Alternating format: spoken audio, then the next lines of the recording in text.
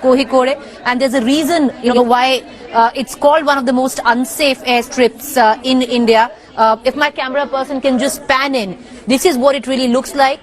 It's really short, and if you can see right there, it's very easy to overshoot. And if especially for pilots, even know how experienced you might be, it looks at the same level as the ground below. So now what exactly really happened here was that the plane overshot this runway and plunged into the valley right here, 30 feet below, splitting the aircraft into two. So this is, a three-dimensional view of the airstrip at the Karimpur airport at Kozhikode, and this is what it looks like. It was up for expansion. It has been recorded as one of the unsafe airstrips across India.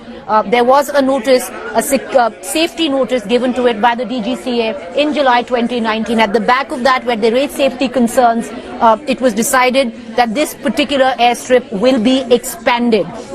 That this airstrip will be expanded so as to make sure that it is not as unsafe as it is right now, because especially in inclement weather, bad weather, it's quite easy to overshoot this airstrip. This is not the first incident, yes, in terms of import of fatalities, in terms of, those grievously injured. We've recorded the first unfortunate case, but there have been many instances running up to what we have seen today happen at 7.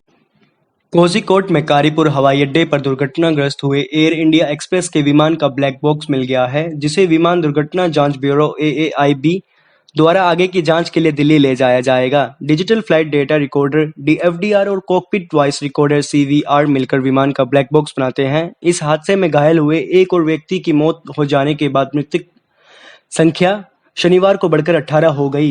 DFDR विमान की हवाई गति, ऊंचाई और ईंधन आदि से संबंधित आंकड़ों का रिकॉर्ड करता है। अच्छी गुणवत्ता का DFDR 25 घंटों तक का उड़ान का डाटा दर्ज कर सकता है। CVR विमान के कॉकपिट में होने वाली सभी बातचीत की रिकॉर्डिंग रखता है। विमान हादसे के बाद मिले बॉक्स में जांचकर्ताओं को उड़ान का विस्तृत डेटा और वॉइस रिकॉर्डिंग मिलती है, ताकि दुर्घटना के कारणों का पता चल सके। कोझिकोड में विमान हादसे में मारे गए यात्रियों में से एक यात्री की कोरोना पॉजिटिव रिपोर्ट पाई गई है। वहीं PTI की रिपोर्ट के मुताबिक विमान में सवार यात्रियों में से कम 2 कोरोना पॉजिटिव पाए गए हैं। मामला सामने आने के बाद CISF ने एहतियात के तौर पर शुरुआती बचाव कार्य में शामिल राहत कर्मियों को क्वारंटीन होने के लिए कहा है।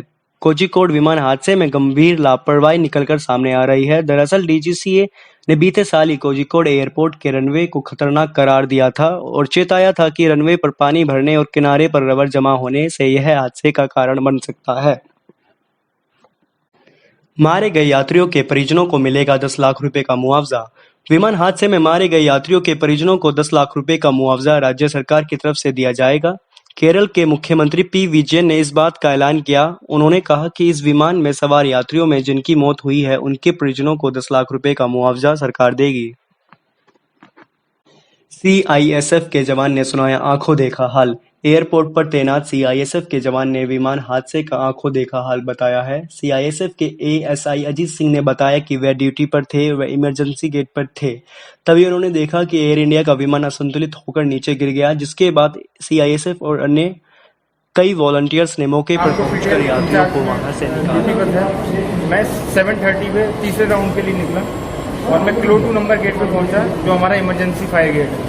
इमरजेंसी गेट पे मैंने पहुंचा, वहाँ पे ASI मंगल सिंह ड्यूटी पे थे और मैंने उनसे बीट बुक मांगी साइन करने के लिए। फिर मैं उनसे थोड़ा बात करने लगा। मैंने देखा कि ऊपर से एयर इंडिया एक्सप्रेस का एक फ्लाइट डिसबैलेंस होकर नीचे पैरामीटर वॉल की तरफ, पैरामीटर रोड की तरफ नीचे गिर रहा है।